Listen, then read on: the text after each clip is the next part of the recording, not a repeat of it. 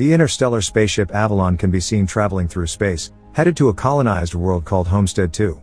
All of its quarters are empty, the vessel is on autopilot. The 258 crew members as well as the 5,000 passengers are in hibernation. Suddenly, the ship passes through an asteroid belt that's weakening its shields. Power is diverted to the main shield, but the ship is on a collision course with a giant asteroid. Suddenly, the asteroid collides with the ship, causing various malfunctions. The ship begins self-reparations, but one of the hibernation pods activates. The passenger awakened is Jim Preston, a mechanical engineer.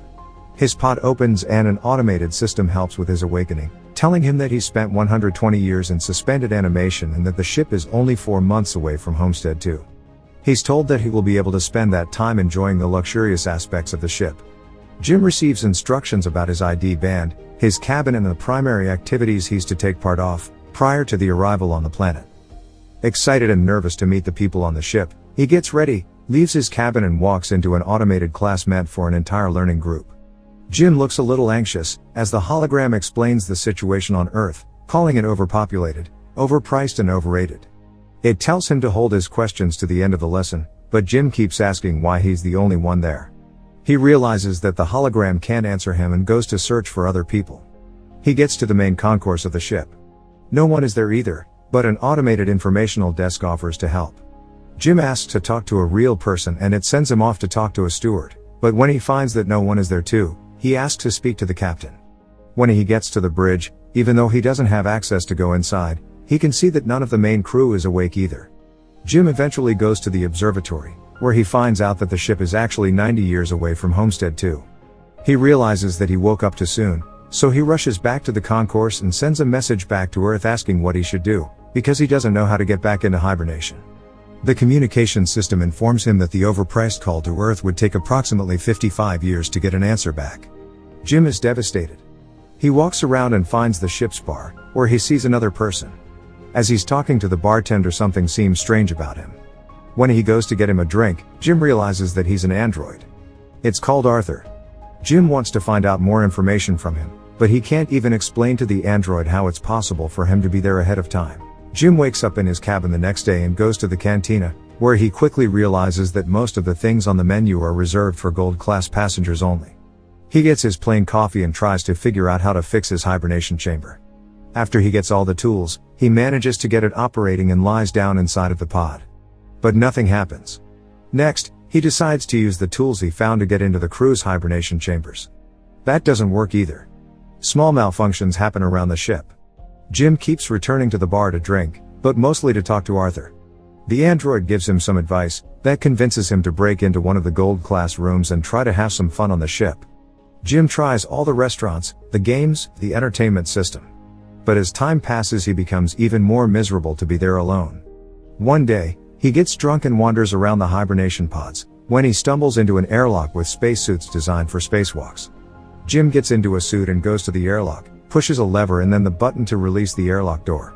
Once outside the ship, he's mesmerized by the view.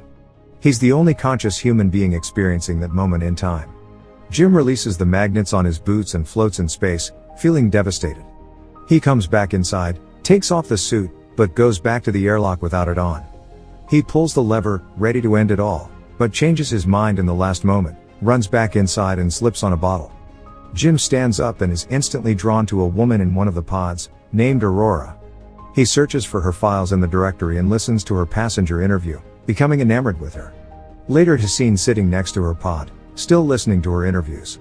Back in the bar, he's reading some of her work and is talking to Arthur about her writing. He becomes obsessed with the irony of his situation, going to another planet for a better life, waking up early and not getting there, and finding his perfect woman, only for her to be out of reach. Jim keeps thinking about her and starts getting the idea to wake her up too. He talks it over with the android, but he doesn't understand the conundrum. If he wakes her up for his own benefit, he'd be stranding her there with him, to die on the ship. Jim decides against it first, but as time goes by he can't let it go, until one day, he changes his mind. He goes to her pod and manages to activate it. As she's waking up and going through the same process as he did, he hides and goes back to his room. A little bit later he goes to the main concourse, hoping to find her. And there she is, just as confused as he was a year ago. Jim tells her they're the only ones awake and takes her to the observatory. Then he tells her that he can't get to neither the crew, nor the main commands of the ship. Aurora freaks out and wants to get back into her pod. When they get to it, Jim explains that there is no special equipment on the ship that can help them get back into hibernation, effectively telling her that they're stranded. They go back at the concourse and he tells her that she should rest, since she just came out of hibernation. She feels sorry for him, having to spend more than a year alone on the ship. Jim goes back to the bar, feeling regretful about what he did. He asks Arthur not to tell Aurora that he was the one that woke her up. The next day, Aurora wakes up. She goes back to the concourse and asks the automated info desk about the hibernation pods. Jim joins her there and they go to get breakfast. As they leave, the info desk has some sort of malfunction. In the cantina, Aurora realizes that Jim has been eating the same breakfast for more than a year and gets him one of the gold class menus. They talk about the possibility to fix the pods, but, unlike Jim, Aurora isn't ready to give up. She searches through the infirmary, then goes through research documents, eventually ending up at the crew's hibernation quarters trying to break the doors open. Jim notices more malfunctions throughout the ship. Sometime later, Aurora laments about her life on the Avalon. She writes, jogs around the ship and swims in the pool, becoming more and more aware of her situation. She goes to the cantina to interview Jim, thinking that his story might be interesting. She asks why he immigrated to the colony. Jim answers with slogans from the company first, but then further explains that he hopes that on the new world he could be somebody, he could build a life. Later, they end up in the observatory and Aurora finally shares her reason to be there. Unlike the other passengers on the ship, she has a round-trip ticket. Her idea was to go to Homestead 2, live there for a year and come back to Earth, to become the first journalist that has ever done that, writing the greatest story that ever was. Aurora slowly gives up on finding a way to fix their current predicament and Jim figures out a way to cheer her up.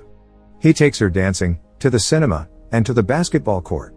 Lastly, he takes her to the bar to meet Arthur.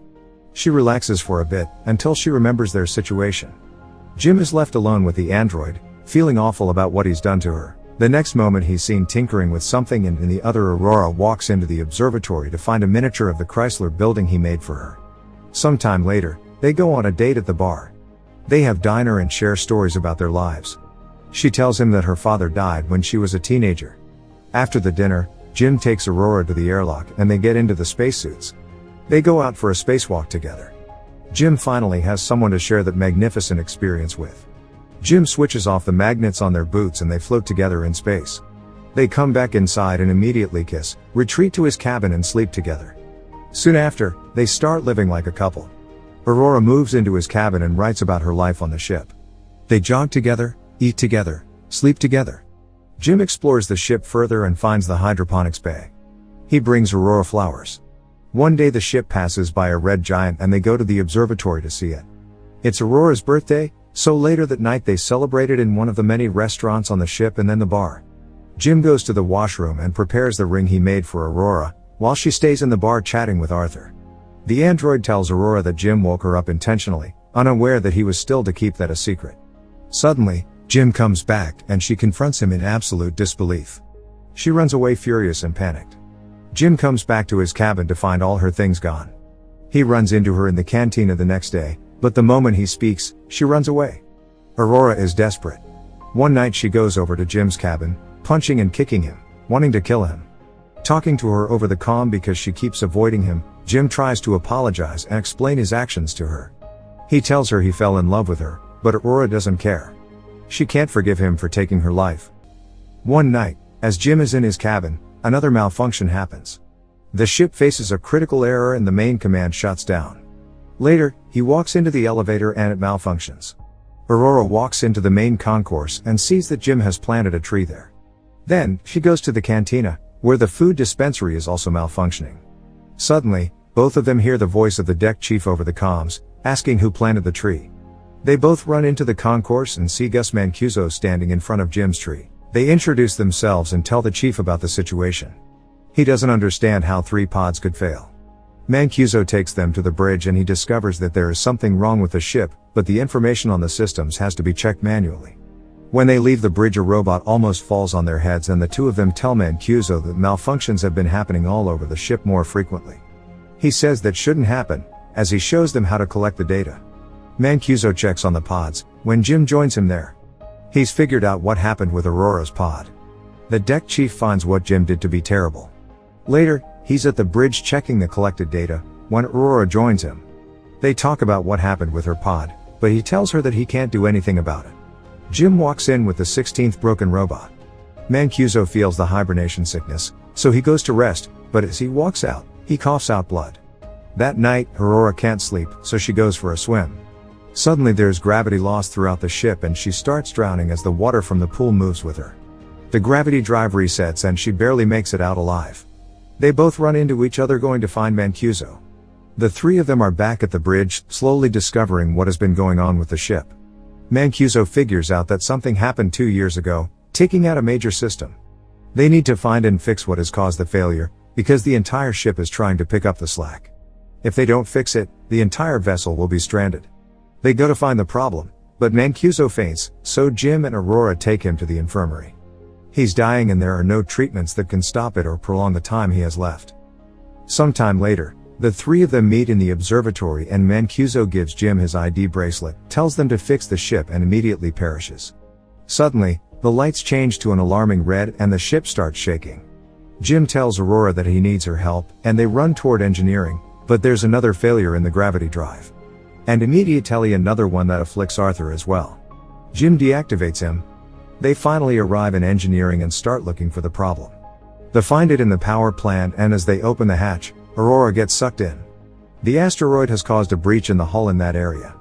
Jim gets sucked in too, but he holds on to the hatch, as it keeps closing on him. Eventually he gets sucked in too, but they quickly manage to seal the breach. Instantly after fixing that problem, Jim realizes that there is more than one breach in the hull. The two of them follow the trajectory of the meteor and find that it has hit the reactor control computer. Jim thinks he can find replacement parts for it. They find the part and change it, but the process of venting the reactor still fails. They do it manually, but it fails again. Jim figures out that he needs to open the vent door from outside of the ship, so they can cool the reactor down. Both of them go to the airlock and as he's getting ready to go out, he gives Aurora Mancuso's bracelet, because he might not come back. She helps him with the suit and as he walks into the airlock she tells him to come back because she can't live on the ship without him. Aurora goes back to the reactor, where the temperature has hit critical heights. A bolt from the reactor propels into her arm, as Jim is getting closer to the vent from the outside and sees the door.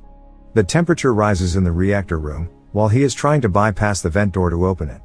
He soon realizes that he'll have to manually hold the door open so the reactor can vent and he tells Aurora. She doesn't like the plan, but he goes ahead with it and tells her to vent the reactor. She doesn't want him to die and they argue, but he tells her that they have to save the other people and she vents the reactor. The process is successful, but the fumes from the reactor push Jim away and break his tether. The pressure in his suit is dropping too. He tells Aurora what happened and she moves as fast as she can to get to another suit and bring him in. He apologizes to her again. She puts on a suit and flies out to get him, but her tether is too short. She's pulled back, but suddenly grabs onto his tether and manages to pull him in. Aurora drags Jim into the infirmary, only to find out that he's already dead. She uses Mancuso's bracelet to override the medical protocols and to resuscitate him. The medical pod does the work automatically and revives Jim. Aurora forgives him. Later, Aurora fixes Arthur and they give Mancuso a proper space burial. Jim takes her to the infirmary and tells her that he's found a way to use the medical pod as a hibernation one. He tells her to get inside the pod and ride out the rest of the journey in there. But, as is later revealed, she declines and decides to stay with him, awake on the ship.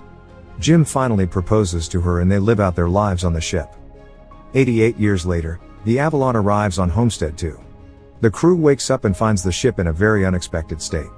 Aurora leaves them a message, retelling the story of the life her and Jim had on the ship while the rest were sleeping. Make sure to subscribe and turn on notifications so you can watch more videos like this. Thanks for watching.